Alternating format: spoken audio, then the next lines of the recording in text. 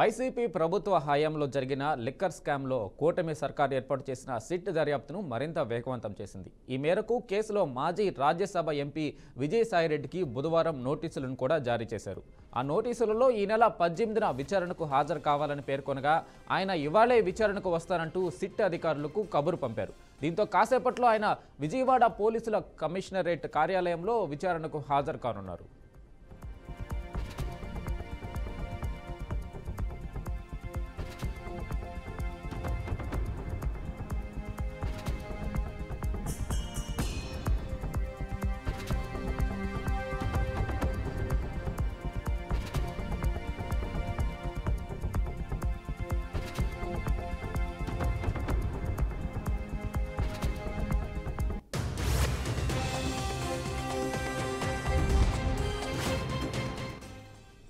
YCP ప్రభుత్వ హయాంలో జరిగిన లిక్కర్ స్కామ్లో కూటమి సర్కార్ ఏర్పాటు చేసిన సిట్ దర్యాప్తును మరింత వేగవంతం చేసింది. ఈ మేరకు కేసులో మాజీ రాజ్యసభ ఎంపీ విజయసాయిరెడ్డికి బుధవారం నోటీసులను కూడా జారీ చేశారు. ఆ నోటీసులలో ఈ నెల 18న విచారణకు హాజరు కావాలని పేర్కొనగా ఆయన ఇవాళే విచారణకు వస్తారంటూ సిట్ అధికారులకు కబురు పంపారు. దీంతో కాసేపట్లో ఆయన విజయవాడ పోలీస్ కమిషనరేట్ కార్యాలయంలో విచారణకు హాజరు కానున్నారు.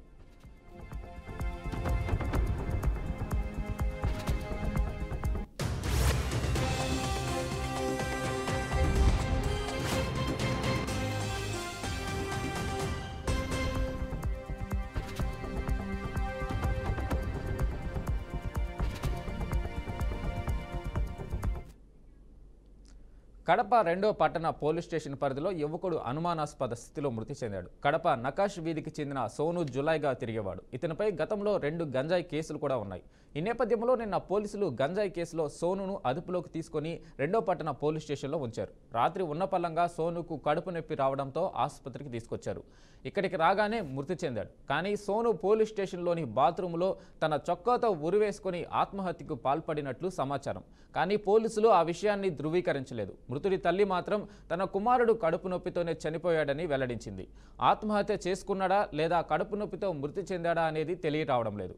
పోలీసులు మాత్రం ఏ విషయాన్ని స్పష్టం చేయడం లేదు. మాది మాసపేట అంటే వాళ్ళు ఫస్ట్ ఎప్పుడు సోను మాది మాసపేట అంటే వాళ్ళు ఫస్ట్ ఎప్పుడో గాంజా కేసులో దొరికినారంట సార్. ఇంతకు ముందు దొరకలే అంట కేసు నేను కడుపు నొప్పితో సార్. అది ఏం గాయాలు లేదు sir.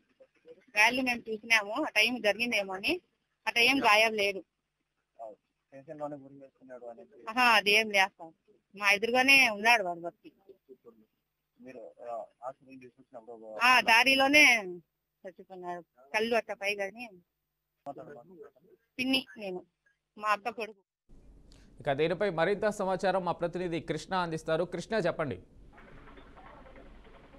Thank you Venkatesh. Kadapa జిల్లాలో అయితే ఒక విషాదం అయితే చోటు చేసుకున్న అనుకోవచ్చు. మొత్తానికి ఒక యువకుడు మృతి, అది ఆత్మహత్యన కడుపు నొప్పి అనేది కూడా సంఘటన తెలియకున్న పరిస్థితి అయితే ఉంది. అయితే మొత్తానికి కడప 2వ పట్టణం పోలీస్ స్టేషన్ పరిధిలో అయితే ఒక యువకుడు అనుమానాస్పద స్థితిలో అయితే మృతి చెందారు. అయితే అతను కడప నగరంలోని నకాష్ వీధికి చెందిన సోను అనేసి అతని వయసు కూడా 23 సంవత్సరాలుగా అయితే గుర్తింపుగా ఉందని అనుకోవచ్చు. ఇతను గతంలో 2 గంజాయి కేసులు ఉన్నట్లు కూడా సమాచారం తెలుస్తుంది. అయితే ఈ నేపథ్యంలో చూస్తే నిన్న పోలీసులు గంజాయి కేసులో అయితే సోను అదుపులోకి తీసుకున్న సంగతి అయితే తెలిసిన విషయం. అయితే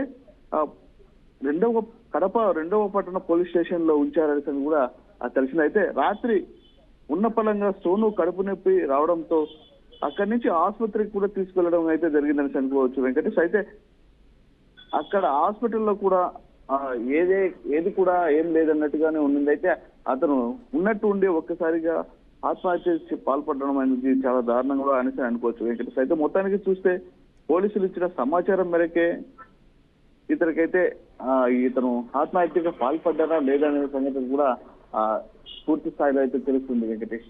అయితే పోలీసులు ఆత్మహత్యగా ఎందుకు చెప్పడం లేదు, కడుపు నొప్పి అని ఎందుకు చెప్తున్నారు? పోలీసులు ఏమంటున్నారు కృష్ణ?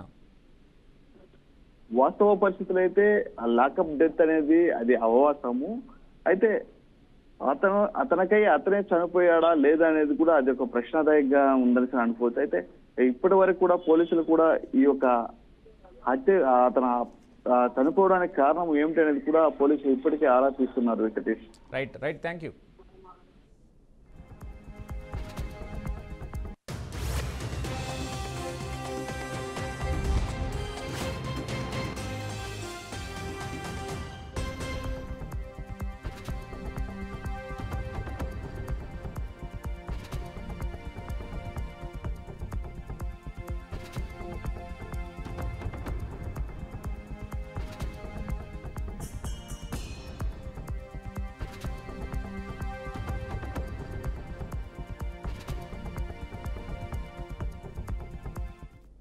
ఐపీఎల్ జట్లకు బీసీసీఐ అలర్ట్ జారీ చేసింది. ఐపీఎల్ ఓనర్లు, ప్లేయర్లు, కోచ్లను ట్రాప్ చేసేందుకు ప్రయత్నిస్తున్నారని వెల్లడించింది. హైదరాబాద్కు చెందిన ఆ వ్యాపారవేత్త ట్రాప్లో పడవద్దని హెచ్చరించింది. ఫిక్సింగ్ కార్యకలాపాల్లో భాగస్వాములను చేయాలని చూస్తున్నట్లు తెలిపిందని, ఐపీఎల్ జట్లన్నీ అప్రమత్తంగా ఉండాలని బీసీసీఐ ఆదేశాలు జారీ చేసింది. ఆ వ్యాపారవేత్తకు బుకీలతో సంబంధాలున్నాయని, మ్యాచ్ ఫిక్సింగ్ కోసం ఎవరైనా సంప్రదిస్తే తమకు రిపోర్టు చేయాలంటూ సూచనలు చేసింది.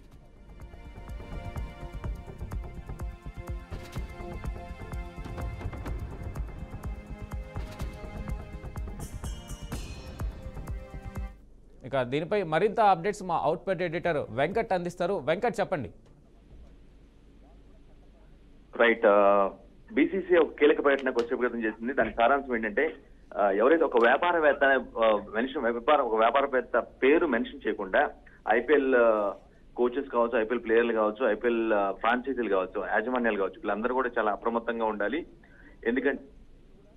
ఎందుకంటే ఆ వ్యాపారవేత్త అనే వ్యక్తి బుకీలతో బాగా సంబంధాలు ఉన్నాయి. సో మ్యాచ్ ఫిక్సింగ్ కానీ లేదంటేనేమో ఇటువంటి అసాంఘిక కార్యక్రమాలు అంటే ఇల్లీగల్ యాక్టివిటీస్ ఏవైతే ఉన్నాయో క్రీడలకు సంబంధించి, పర్టికులర్ క్రికెట్ అనేది ఎంత పెద్ద గేమ్, ఎంత పెద్ద ప్రాచుర్యం మనందరికీ తెలిసిందే. సో దాన్ని బేస్ చేసుకొని ఆ వ్యాపారవేత్త బుకీల ద్వారా ఈ విధంగా మ్యాచ్ ఫిక్సింగ్ పాల్పడుతున్నారని, అతని ట్రాప్ లో పడొద్దని బీసీసీ ఒక ప్రకటన చేసింది. ప్రస్తుతం బీసీ చేసిన ఈ ప్రకటన చాలా ప్రాధాన్యత సంతరించుకుంది. నిజంగా అంటే మనకి మ్యాచ్ ఫిక్సింగ్ లో ఆల్మోస్ట్ ఒక 2 డికేట్స్ 15 సంవత్సరాలు 2 డికేట్స్ అంటే 15-20 సంవత్సరాలుగా అంత వాటి ఇంపాక్ట్ అయితే మనకి కనిపించలేదు. ఎందుకంటే గతంలో జరిగేవి పెద్ద పెద్ద ప్రొటెస్టులు, విమర్శలు ఎదురయ్యాయి. కొంతమంది చర్యలు కూడా తీసుకున్నారు, కొంతమంది ప్లేయర్ల మీద చర్యలు కూడా తీసుకున్నారు. కానీ ఈ మధ్య తగ్గిన నేపథ్యంలో మరోసారి ఒక వ్యాపారవేత్త అంటే ఆ వ్యాపారవేత్త పేరు చాలా ప్రముఖమైన వ్యక్తి అనంట, కానీ అతని పేరు మెన్షన్ చేయకుండా బీసీసీఐ కొన్ని జాగ్రత్తలు పాటిస్తూ ఒక ప్రకటన రిలీజ్ చేయడం జరిగింది. సో ఖచ్చితంగా ఐపీఎల్ ఫ్రాంచైజీలు, ప్లేయర్లు, కోచ్లు వీళ్ళంతా కూడా ఆ వ్యాపారవేత్త ట్రాప్ లో పడద్దు. అతను చెప్పిన మాటలు నమ్మి డబ్బుల కోసం మరొక లబ్ధి కోసం ఖచ్చితంగా మ్యాచ్ ఫిక్సింగ్ లాంటి వాటితో పడకూడదు. ఖచ్చితంగా అతనైతే ట్రాప్ లో పడేసేందుకు అన్ని ప్రయత్నాలు చేస్తాడు సదరు వ్యాపారవేత్త. కాబట్టి మీరంతా కూడా చాలా అలర్ట్ గా ఉండాలంటూ బీసీసీ చేసిన ప్రకటన మాత్రం ఇప్పుడు చర్చాంశంగా మారింది ప్రపంచవ్యాప్తంగా.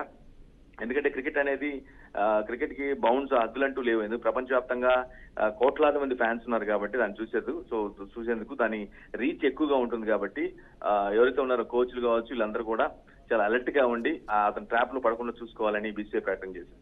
అయితే వెంకట్, ఏదైతే ఆ వ్యాపారవేత్త ఉన్నారో ఖచ్చితంగా బుకీల ద్వారా కానీ ప్లేయర్లను అయితే సంప్రదించిన తర్వాతనే బీసీసీఐకి అయితే సమాచారం అందుంటుంది. సో లోపల ఉన్న వాళ్ళు సమాచారం ఇవ్వగా బీసీసీఐ నోటీసులు జారీ చేసింది. సో అలాంటి నేపథ్యంలో ఆ వ్యాపారవేత్త మీద చర్యలు తీసుకునే అవకాశం ఎందుకు చేయట్లేదు బీసీసీఐ? ఖచ్చితంగా ఆ ప్రాస్పెక్ట్ నెక్స్ట్ స్టెప్ మేబీ అదే ఉండొచ్చేమో అనేది ఒక వాదన. ఎందుకంటే ఒక అలర్ట్నెస్ లాగా ప్రస్తుతానికైతే ఒక ప్రకటన చేసింది కానీ బట్ సదరు వ్యక్తి ఎవరైతే ఉన్నారో ఆ బిజినెస్ మ్యాన్ నిజంగా అథెంటిసిటీగా ఖచ్చితంగా ఇది జరిగింది, ఇది చేశాడు, ఈ విధంగా ఫ్రాంచైజీతో పలానా వ్యక్తి పలానా ప్లేయర్ తో ఈ విధంగా ఆ వ్యాపారవేత్త ట్రాప్ లో పడ్డాడు అనే ఒక సాక్ష్యాధారాలు కానీ లేదంటే ప్రూఫ్స్ ఉంటే మాత్రం ఖచ్చితంగా బీసీసీ చర్యలు తీసుకుంటుంది. ఎందుకంటే క్రికెట్ విషయంలో బీసీసీ చాలా చాలా స్ట్రాంగ్ గా ఉంటుంది, చాలా అడమెంట్ గా ఉంటది. ఎందుకంటే ప్రపంచంలోనే అత్యంత రిచెస్ట్ క్రికెట్ బాడీ ఏదైనా ఉందంటే బీసీసీఐ కాబట్టి సో దానికి కొన్ని వాల్యూస్, దానికి ఒక రూల్స్, ఎథిక్స్ ఉన్నాయి. కాబట్టి సంబంధిత వ్యక్తి ఆ వ్యాపారవేత్త నిజంగానే ఇప్పటికి పాల్పడ్డాడు అంటే ఒక చూచాయిగా అనుమానాలు ఉన్నాయి, ఈ విధంగా సంప్రదిస్తున్నాడని తెలిసిన తర్వాత ప్రకటన చేసినట్టుగా ఉన్నారు కదా.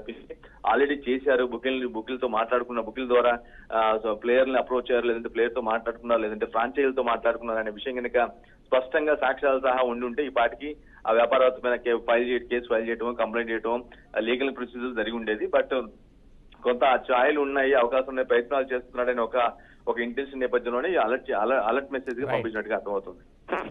Right Venkat, thank you.